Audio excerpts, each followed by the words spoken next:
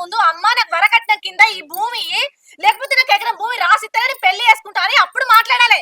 అరే పెళ్ళై గిన్ని రోజుల తర్వాత సుప్రీంకోర్టు తీర్పిచ్చింది, హైకోర్టు తీర్పిచ్చిందని అందరు ఆస్తులు సమానం కావాలని గిప్పుడొచ్చి మాట్లాడితే ఏడుకెళ్ళిస్తాం. ఉన్న ఎకరం నీకిస్తే మేమేం చేయాలి? అరక్క తినన్నా?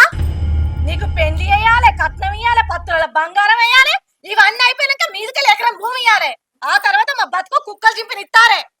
అబ్బో కట్నం ఏ పాటిచ్చిండు నాకు కట్నం?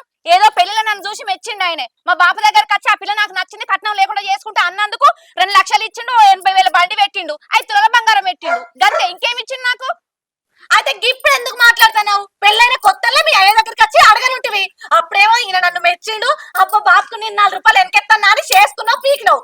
ఇప్పుడు వచ్చేమో నాకు హైకోర్టు తీర్పిచ్చింది, సుప్రీంకోర్టు తీర్పిచ్చింది అనే కారణాలు పెట్టుకొని ఉన్న భూ అంతా మా అన్న తింటాడు కావచ్చు, నాకెట్లా అనే ఆశతోని ఇప్పుడు వచ్చి కుళ్ళు బుద్ధితో మాట్లాడతాం. ఇప్పుడు ఎందుకు ఇస్తావమ్మా మేము? నీతో మాట్లాడు నాకు అనవసరం. అమ్మా నువ్వు చెప్పే, అందులోకెళ్ళి నాకు ఎకరం ఇస్తావా ఇయ్యవా? ఇప్పుడు మీ బాపు నాకు గుర్తుకొస్తుండు బిడ్డ. ఆయన బతుకుంటే ఈ ప్లేస్ లో ఆయన కూర్చుండు కావచ్చు. ఇప్పుడు మిమ్మల్ని చూసి ఆయన ఎంత బాధపడను.